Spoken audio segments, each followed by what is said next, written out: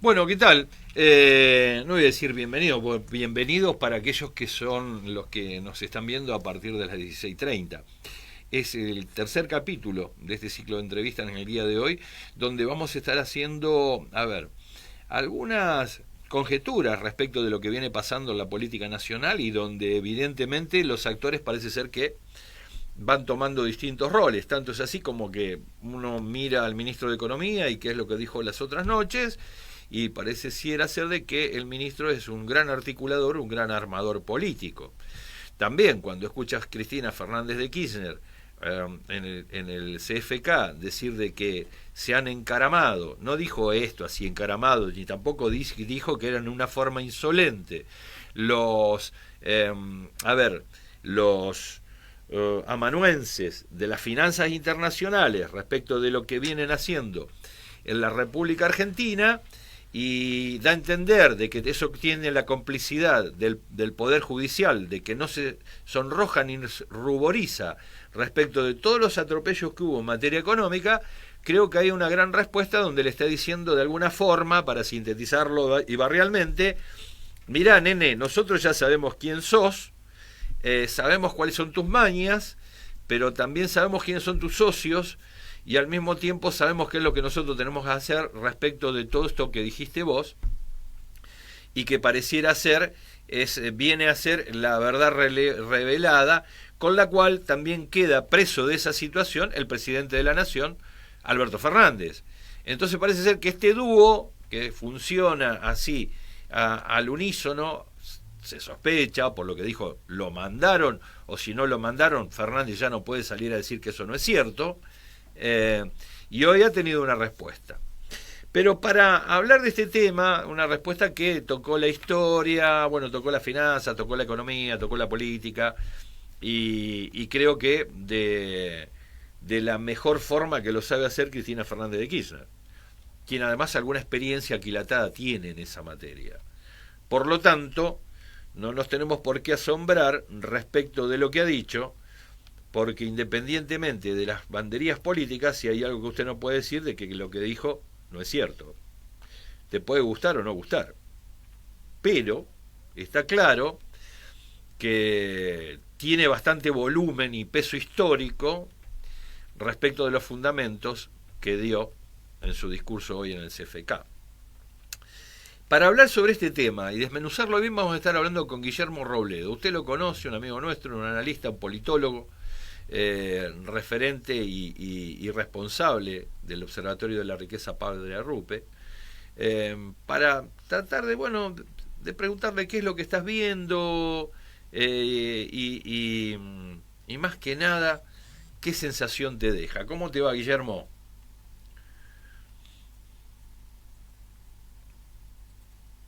No estamos escuchando. De la radio.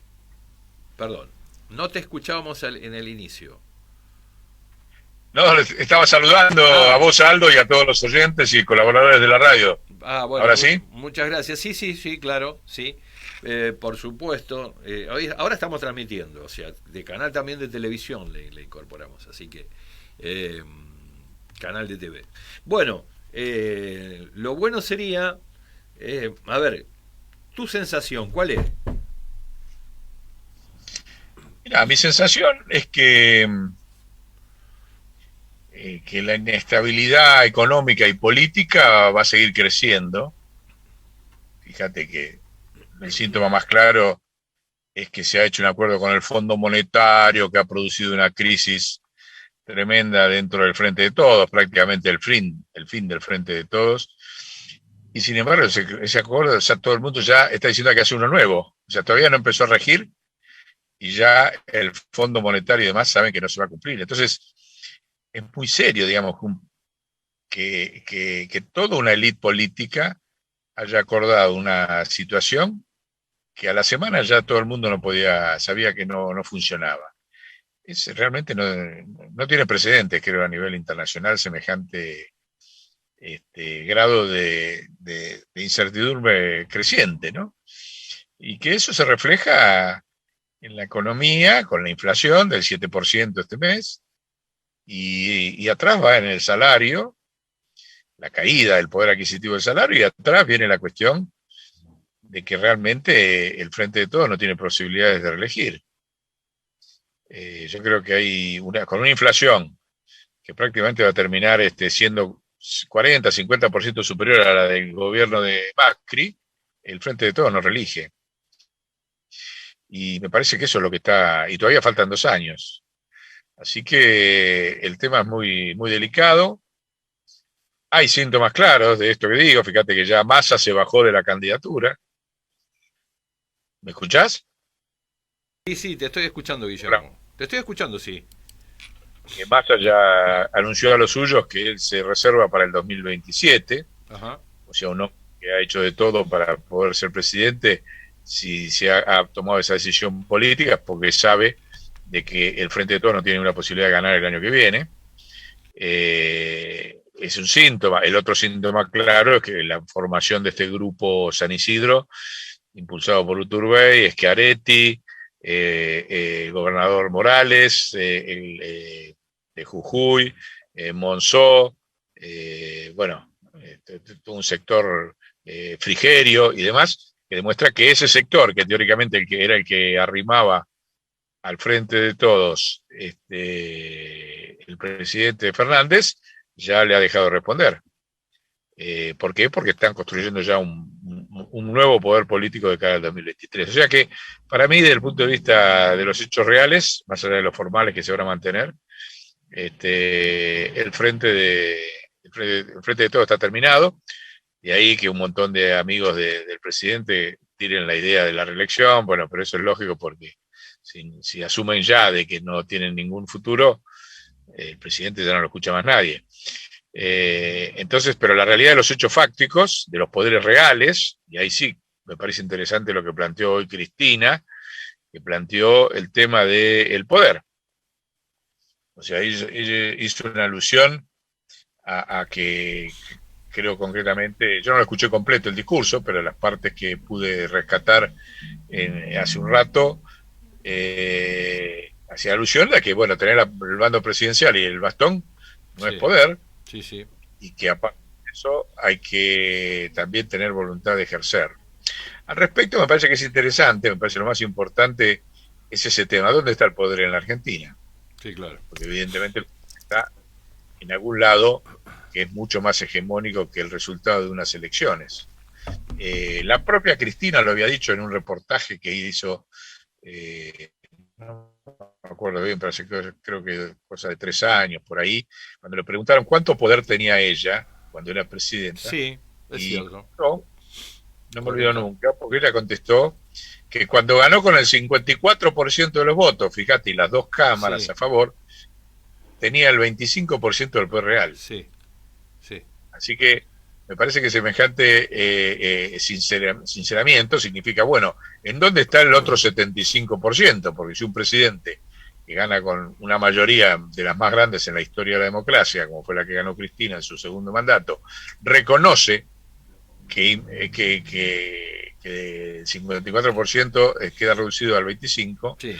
El 75% está en otro lado. Y sabemos dónde está ese 75%, que está en el poder internacional, a través de sus empresas, el poder mediático, que son empresas internacionales, y el poder judicial. Claro.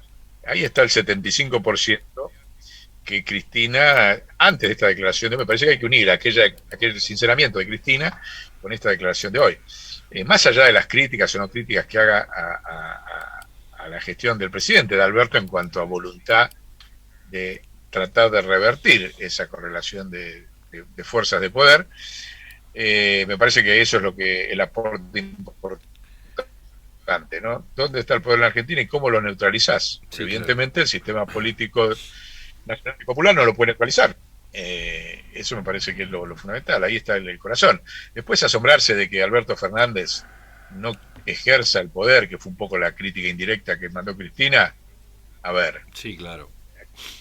No se puede asombrar o darse cuenta, porque Alberto Fernández tiene un espíritu y una mentalidad y una formación ideológica liberal. No tiene una formación ideológica, nunca la tuvo en su vida. Así peronista, planificadora, sino al contrario, es la lógica del mercado, dejar hacer, dejar pasar. no lo digo en francés como lo dice todo el mundo, yo Sí, lo digo en claro. castellano, Sí. y esa es la lógica liberal. Entonces, Cristina no se puede asombrar de que tenga la banda presidencial y no la ejerza, porque esa es su ideología. En todo caso, tendrá que plantearse Cristina del error, digamos, de haber elegido a alguien que tiene esa mentalidad de dejar hacer y dejar pasar a los poderes reales. O sea, no está faltando Alberto a su historia, que siempre fue esa, ¿no? Yo no lo coincido, no lo estoy defendiendo en absoluto. Creo que el mandato de recibido del pueblo es otro, pero bueno, el mandato está en contra de su naturaleza, por eso no lo puede cumplir. Pero me parece que lo más interesante es eso, bueno, ¿dónde está el poder real y cómo lo neutralizamos? ¿Cómo lo revertimos? ¿No? Sí, Ahí sí, está el desafío, que es donde nosotros sacamos, claro. ¿viste? Venimos trabajando, lo sabes bien, con el referéndum popular, es única Sí. forma de cambiar esa correlación de fuerzas que dijo Cristina, o ese poder real, y una nueva constitución, ¿no? Sí, claro, sí, vaya, y creo que cuando hizo alusión específicamente de que la historia, bueno, el capitalismo en su desarrollo está pasando por arriba a determinado grado de ordenamiento institucional de los estados, está claro de que algún tipo de ordenamiento tiene que haber y que este que está, que convalida la dependencia, la usura, el saqueo, el atraso y la pobreza, no puede ser nunca una constitución seria, porque cuando uno lee el preámbulo dice, a ver, garantizar el bienestar general. Y acá el bienestar general está bien claro que si estamos mirando que se discute inquilinos, si estamos mirando de que hay que ir a cobrarle a ilusores, evasores, contrabandistas, lavadores y narcotraficantes y todo lo demás, algo que no está para el usufructo de los argentinos, está claro que esta constitución no sirve para nada en estos términos, o si sirve, hay alguno que se está haciendo el estúpido y está mirando para otro lado. No por casualidad creo que apuntó al Poder Judicial diciendo de que por qué no estuvieron a la altura las circunstancias cuando se perpetraban todo este tipo de delitos que ninguno vio, pero que donde hay sí muchos fiscales que ven cosas por allí un tanto un poco más leves. Entonces uno se pregunta, Guillermo, en esta proposición que llevan ustedes adelante, con el tema de avanzar con una reforma constitucional. Bueno, digo, ¿cuál es el primer paso en el sentido de la organización, más allá de que ya es una tarea ciclópea ajustarse a un tipo de referéndum en el cual tenés que, para proponerlo, generar una cantidad de avales para que sea tomado en cuenta, para después decir, aunque no sea vinculante, esto existe y que el Estado lo dé como válido? ¿Quién va a querer agarrar este sartén tan caliente? Lo que ustedes proponen, aunque mirado desde una perspectiva un poco histórica, dice, che, es un poco difícil, será el referéndum. Y bueno, pero no hay otra herramienta hoy. Legal. Mirá, el tema es que el optimismo nuestro con respecto a este objetivo, Sí, es que estamos convencidos que va a llegar un momento que la crisis va a tener tal envergadura que no va a haber solución sin claro. otra constitución. Sí, claro. Ahí está la clave, o sea, no es un tema de voluntarismo, ni ideologismo, Sí, sí, ni sí. demás. Como la crisis va a seguir profundizándose en lo financiero, en lo político, en la legitimidad. Puede que gane Cambiemos el año que viene, pero la resistencia que va a haber a Cambiemos en el año 2024 va a ser de aquellas, de las mejores que ha tenido el pueblo argentino. Entonces, no hay ninguna posibilidad de estabilidad política mientras se mantenga esta estructura de poder dentro de la Argentina. Y entonces ahí es donde, en base a eso, es en donde cabalga la necesidad en algún momento de que evidentemente no va a haber solución sino con una constitución.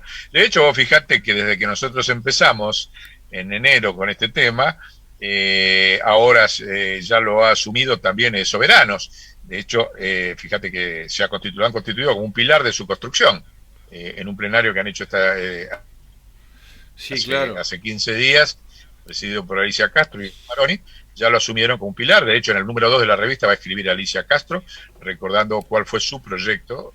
O sea que ya empieza a encarnar el tema. Ya es tan evidente todo lo que está pasando en materia de que no hay ninguna posibilidad de reformar el sistema judicial, no hay ninguna posibilidad de que haya un Congreso con legitimidad y mayoría para lograr algún tipo de solución a la crisis argentina, que va empezando a caer, o empezás por el principio, que es la madre de todas las leyes, que es la Constitución, o seguís en la crisis. Y fíjate vos, te voy a dar un dato que por ahí está olvidado, también va a aparecer publicado en la revista, Sí, que lo recuperó Chol, y nosotros lo vamos, que está totalmente olvidado.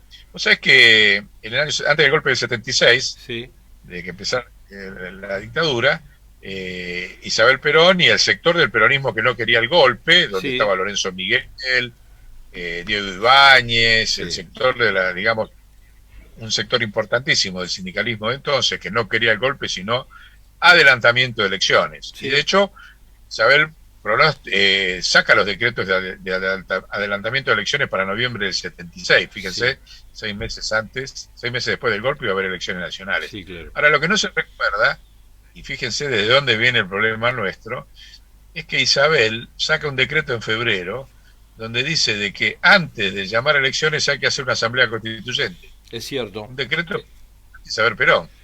Fíjate es vos, cierto, desde cuándo estamos como pueblo claro. tratando de cambiar una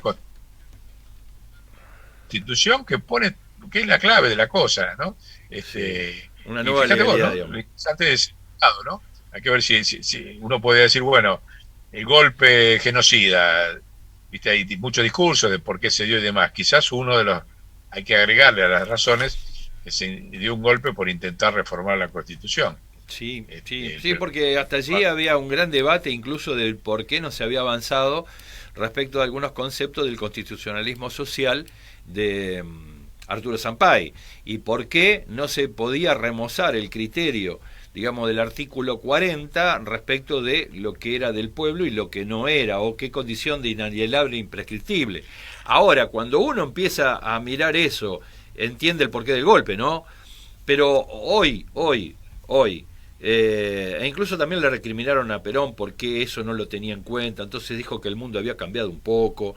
Algún poco más acá también pasó con YPF, donde hay una nueva figura legal, que no es la YPF que nosotros conocimos completamente estatal, que más bien es mixta, pero en pro de todo ello, Guillermo, yo te quiero preguntar esto.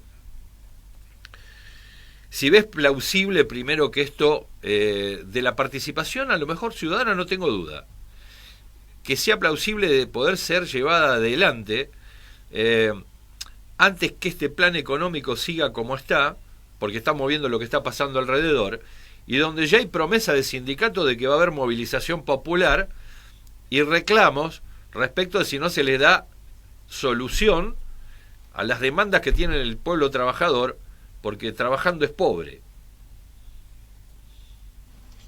no, está claro, por eso te digo, la tensión va a seguir subiendo. Con una inflación del 70%, 60% anual, no hay otro camino que la lucha social y la inestabilidad permanente. Esto no es un programa económico de Sí, Guzmán ni del gobierno, es un programa económico del que fondo. impone el Fondo Monetario camino a Sí, crear las condiciones para intentar dolarizar la economía total, esa es la verdad. sí, Y claro. entonces esa pelea, esa libertad para que la inflación se dispare, la impulsa el Fondo Monetario. Está, Fíjate que el primer paso que da es subir las tasas de interés sí, por orden del Fondo Monetario. Creo que hoy subieron otra vez, no sé si lo habrá decidido el Banco Central. Entonces el primer paso es subir las tasas de interés. Atrás de eso todas las empresas tienen que aumentar los costos, tienen las razones, etcétera. Y los poderes monopólicos se ejercen para subir los precios. ¿Eso en qué termina? Eso termina en una inestabilidad claro, política, que es lo que están buscando a nivel internacional. claro. Eh, yo sé que es difícil asumir de que como gente tan seria puede ser tan mala. Sí, ¿Cómo van a ser tan? Pero son muy buenos malos. sí, Eso es claro. lo que hay que asumir.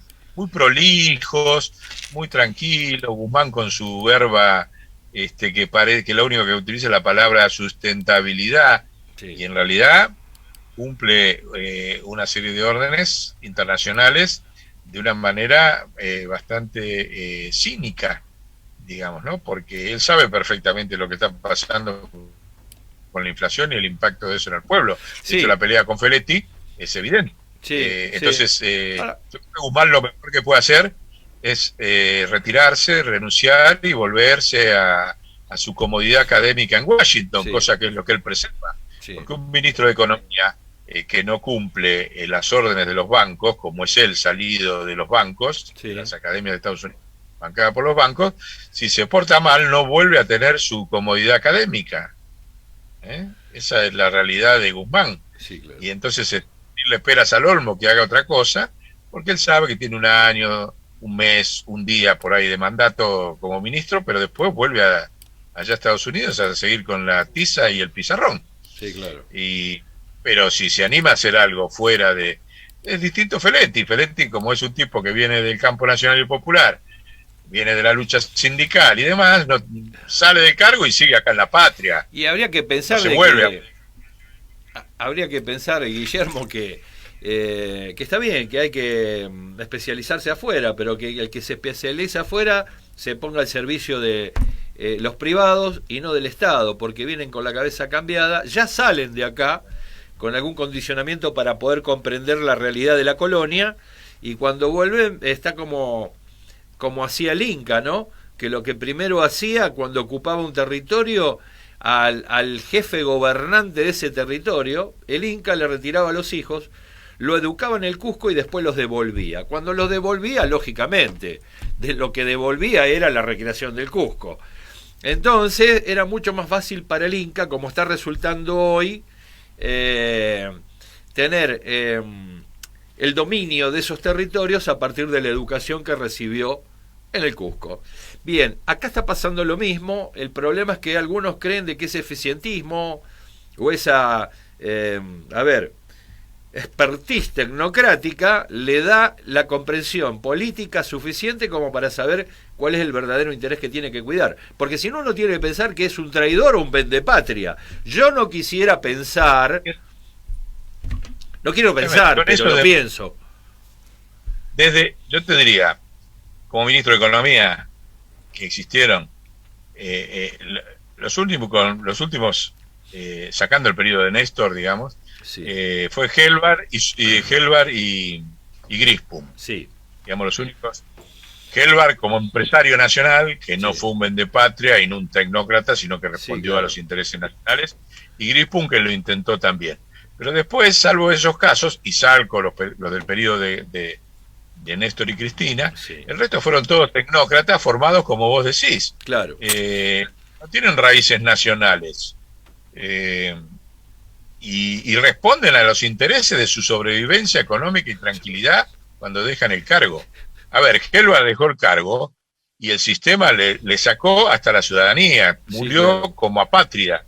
No tenía ni patria. El tipo se habían animado a defender el capital nacional frente al capital internacional. Sí, es más, Guillermo, obviamente con el respaldo de Perón. Es cierto, Guillermo. Ninguno de esos tecnócratas que destruyeron el país desde la dictadura militar hasta en democracia, sufrió ninguna consecuencia cuando salió. Al contrario, siguen dando conferencias, Cavallo, Surruil, me acuerdo también. Bueno, Sturzenegger, perdonado. Te arman una causa por un cuaderno que no existe, que terminó quemado y que hay fotocopias, y Sturzenegger sobre el tema del Banco Central no pasó nada. Se cayó, prescribió. Sí, claro. y la verdad que el tema de los cuadernos aparecen después en Brasil, tienen cuadernos, tienen la misma metodología los choferes en ¿cómo se llama? En Ecuador, y así siguen apareciendo cuadernos por toda Latinoamérica. A ver, ¿qué mensaje le dio a Alberto Fernández Cristina hoy, Guillermo? Mira, yo creo que le dio un mensaje más que a Alberto Fernández, que ya te digo, no tiene, por lo que ya te expliqué, no tiene salida. Sí. Yo creo que ella hizo un mensaje a la sociedad argentina. Bien. El problema del poder en la Argentina es un problema de nosotros los argentinos, no de Alberto Fernández. Sí. Yo creo que se dirigió a eso. Instaló el tema de la discusión de quién tiene poder en la Argentina. Sí. Y lo dijo claramente. Y ya te digo, te lo uno con ella misma no tuvo poder. Sí. Si ella no tuvo poder, que era un poder propio, imaginá lo que tiene Alberto. Alberto no tiene ningún poder ni lo va a tener estos 2 años. Es una figuración mediática. Entonces, me parece que lo más importante estuvo dirigido a la sociedad. Nosotros tenemos que empezar a discutir y a describir con claridad dónde está el poder en la Argentina. El poder en la Argentina está, sobre todo, en el poder financiero de golpe de mercado, porque sigue imperando la ley de la dictadura en ese sentido, y en el poder mediático que maneja el Poder Judicial. Los jueces son subordinados del poder mediático en la Argentina. Y judicial, o sea, sí, no es y económico. problema. Sí, escuchamos a Guillermo Robledo. ¿Se cortó? Ponelo, a ver, hacelo pantalla partida. Escuchamos a Guillermo Robledo reflexionando sobre esto y bueno, es coincidente esa mirada respecto de qué es lo que le está llegando, ¿no?, a la población. Creo que le ha agregado algunos aditamentos y que están vinculados con alguna parte de todas las intervenciones de la expresidente en las que justamente estaba como poniéndose... Voluntad, si sos bueno, después, todas esas pavadas, esas formalidades. Los jueces... Bueno, tenemos problemas con la conexión, ¿no, o no, Sofía? Bien, tenemos problemas con la conexión, espero nos esté escuchando Guillermo. Decía que en este mensaje que está donde está describiendo esta postal Cristina Fernández de Kirchner, donde dice quién es el poder, cómo actúa, cómo se llama, cuáles son sus socios locales, quiénes les son funcionales, por qué hay algunos que pueden hacer algo y por ahí algunos que no pueden hacer nada, cuáles son las limitaciones que tiene un presidente en una colonia, en una factoría, cuáles son los alcances de las políticas públicas en la definición que puede llegar a tomar un gobierno con su plan de acción en marcha, y hasta dónde puede beneficiar y hasta dónde puede defender los intereses de los ciudadanos.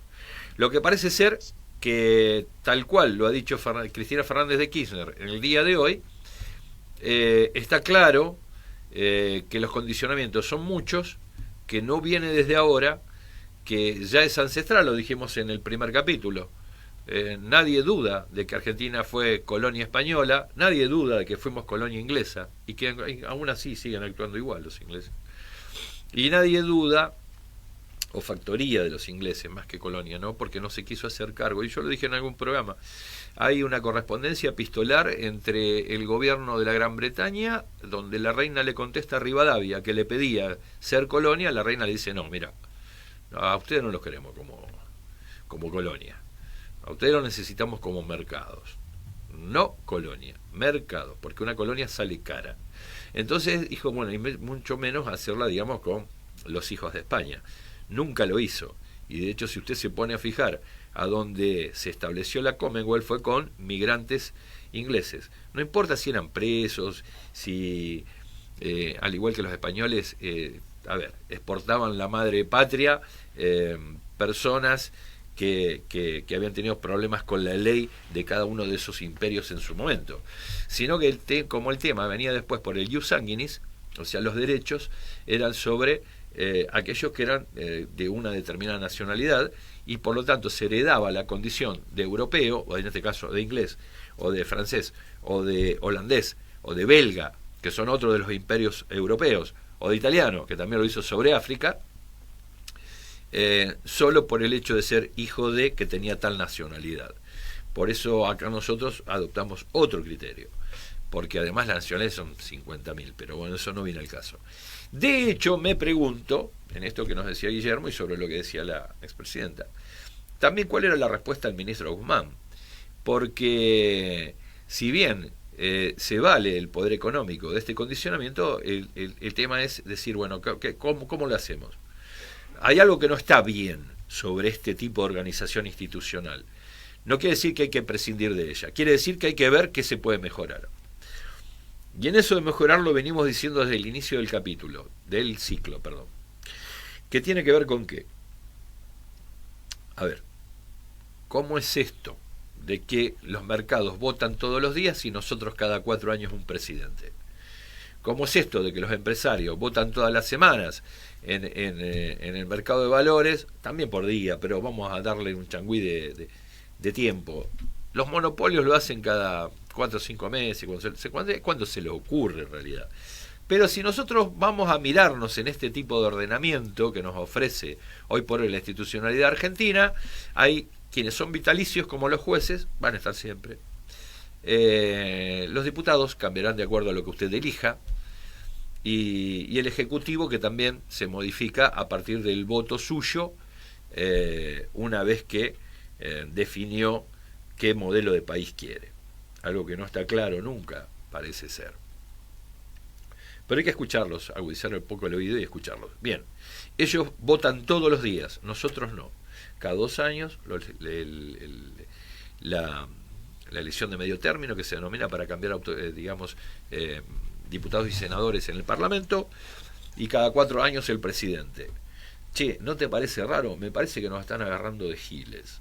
Vos que nos estás escuchando del otro lado, si te pones a pensar que no votas nunca y que antes que vos lo hagas en 4 años, votaron 365 veces por año, ¿qué realidad vas a tener planteada al día siguiente? Me parece que estás dando como 1200 decisiones contra una tuya. Claro que es un absurdo lo que estoy planteando, pero bueno, dividámoslo por la mitad, porque mañana se levanta uno torcido y la leche vale distinto. Y también, bueno, también lo decimos, cuáles fueron los cómplices del proceso de cartelización, donde haya dos empresas que tengan el manejo de la leche a nivel nacional. ¿No te parece poco? Bueno, a nosotros nos parece una aberración. Sin embargo, parece ser de que hay políticos que rezan una Biblia que es la de ellos y en la cual dicen, hablan de la libre competencia y todo. Vos lo sabés, lo escuchás todos los días. Así nos va. Así nos va. Bueno, y otra de las cuestiones es si Guzmán se decidió a formalizar su pretensión de presidente de la nación, diciendo cómo va a gobernar. Bueno, flaco, pero ¿sabe qué pasa? Está todo bien, ministro, pero usted no lo votamos. Y ya le dije en otro programa anteriormente que sus decisiones hacen de que mi madre pague a los vivos que usted conoce en los Estados Unidos. O cualquier vecino o vecina que nosotros podamos tener cerca de donde vivimos. Pero bueno, así está parada parece ser la política nacional. Uno trata de no creer que es así, sin embargo lo es. Y con esta, digamos, disposición de cómo viene sobrellevando, pareciera ser, la política económica del gobierno, es muy difícil. Aunque hay otros que son muy optimistas y dicen que esto se va a salir de una manera inmediata y de la mejor manera posible. Bueno, esperemos que sea así, juguemos, esperemos y apostemos a que esto sea así. Déjenos el beneficio de la duda. Esto es la República Argentina y está mandando el fondo, lo que no es poco. Bueno, llegamos al final del capítulo. Tanto Sophie King como quien te habla, Aldo Batizaco, te dice que bueno, no estamos viendo, tal vez, ¿por qué no mañana? Chao, hasta luego.